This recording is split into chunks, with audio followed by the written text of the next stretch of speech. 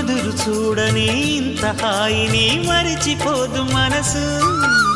ఒదిగి ఉండి నీ వాకిటిలో బదులు కోరి నే నిలుచున్నా. దారి తెలియని చీకటిలో వెలుగు చూసి కాదంటానా. ఊరించి ఇది ఏ మాసం? ప్రేమించే ప్రతి గుండెను అందెల సందడి చేసే హేమంతం ఇది. మన సొంతమైనది.